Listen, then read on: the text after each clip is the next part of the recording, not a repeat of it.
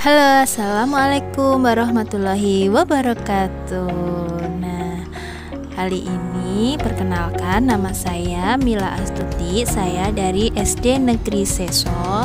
Saya di sini akan membuat video tentang pengimbasan pelatihan program seri Semangat Guru Kemampuan Non Teknis dalam Adaptasi Teknologis.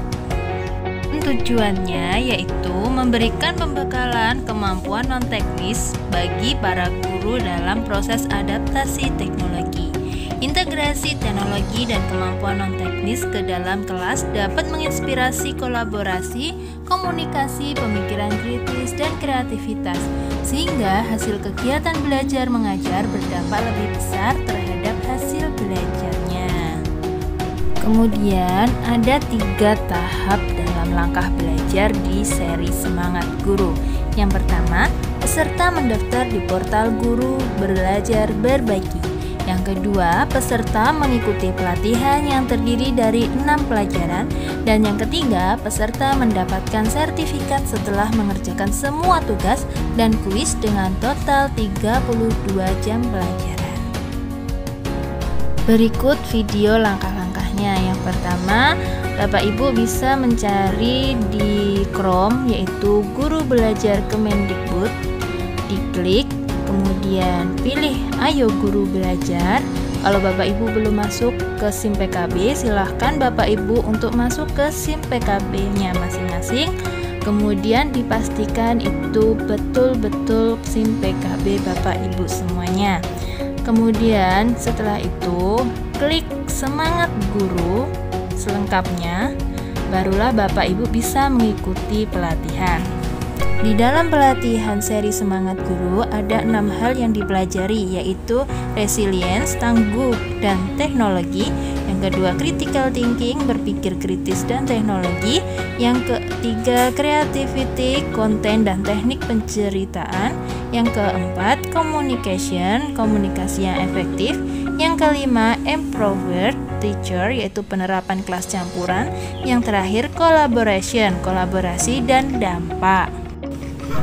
Resilience berarti tangguh, yaitu kemampuan seseorang untuk bangkit kembali atau istilah lainnya melenting ketika mengalami desakan mundur atau bahkan mengalami kegagalan. Selanjutnya yaitu SAMR, suatu kerangka yang mengilustrasikan tingkat kematangan seseorang dalam memanfaatkan teknologi untuk pembelajaran. Hubungan SAMR dengan resilience, untuk mengetahui SAMR memberikan gambaran kita harus seberapa resilience. Apa sih singkatan dari SAMR itu? S itu substitution, A augmentation, M modification, R redefinition.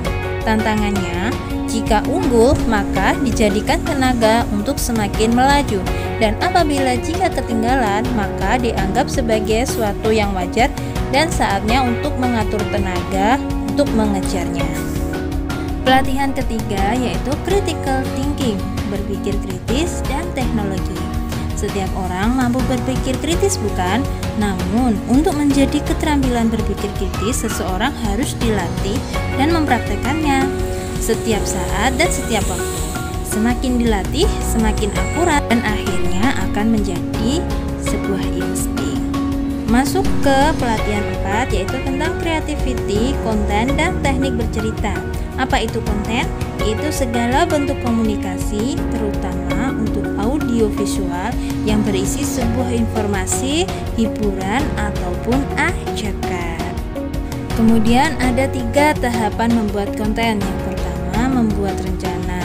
Yang kedua, mengeksekusi, dan yang ketiga, memasarkan. Untuk itu, Bapak Ibu, jadikanlah kemampuan bercerita tidak hanya tugas untuk dikerjakan, melainkan semangat belajar sesuatu yang baru, karena kemampuan bercerita akan berguna di kehidupan kita sehari-hari.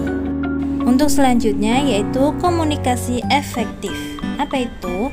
Yaitu proses pertukaran ide, pemikiran, pengetahuan, dan informasi yang disajikan dengan cara yang paling dipahami oleh penerima, sehingga tujuan atau niat dapat dipenuhi sebaik mungkin. Proses perubahan memerlukan kolaborasi. Nah, kolaborasi memerlukan komunikasi yang baik agar dapat menjalin hubungan yang baik. Kemudian, kelas campuran. Penerapan kelas campuran yaitu menyajikan pembelajaran yang optimal karena bisa menyediakan pengalaman belajar kepada peserta didik sesuai kebutuhan dan pola belajarnya. Bagaimana penerapan kelas campuran? Penerapan kelas campuran bersifat luas, baik untuk memenuhi kebutuhan peserta didik, ketersediaan fasilitas belajar, dan keberagaman. Akses internet pun dalam kondisi pandemi ini tidak pasti, serta memungkinkan bagi guru untuk memandu peserta didik menguasai kompetensi abad ke-21 yaitu 4C, Critical Thinking, Creativity, Collaboration, dan Communication. Nah, pembelajaran campuran atau blended learning sebagai program pendidikan yang memfasilitasi murid belajar dengan memenuhi 4 ciri. Berikut 4 ciri dari pembelajaran campuran. Yang pertama, setidaknya mengikuti pembelajaran asinkron yang memungkinkan murid merdeka mengatur waktu, tempat, alur, dan tempo belajarnya. Kemudian, setidaknya mengikuti pembelajaran sinkron dengan pendampingan guru pada suatu waktu dengan modal belajar tertentu. Dan yang ketiga, menghubungkan beragam modalitas program atau mata pelajaran menjadi suatu pengalaman belajar terintegrasi. Dan yang keempat, membantu murid menjadi pelajar merdeka belajar. Komitmen pada tujuan, mandiri pada cara, dan reflektif dalam mencapai sasaran belajar yang disepakatinya. Dan yang terakhir, collaboration, yaitu kolaborasi dan dampak. Saya mengajak Bapak atau Ibu guru untuk mempraktekkan keseluruhan materi pembelajaran pada program Guru Belajar dan berbagi seri semangat guru. Dengan berkolaborasi, diharapkan memiliki kemampuan non-teknis untuk berkolaborasi dengan memaksimalkan semua sumber daya, aset, kekuatan, potensi, kompetensi yang ada pada diri serta lingkungan sekitarnya. Dan dampaknya sebagai usaha bersama berdampak materi untuk meningkatkan layanan pembelajaran kepada peserta didik sehingga kualitas pendidikan di Indonesia semakin maju. Sekian video dari saya. Terima kasih bagi yang sudah menonton. Thank you very much. Jangan lupa untuk klik tombol subscribe dan bunyikan loncengnya. Serta jangan lupa untuk like dan komen di bawah ya.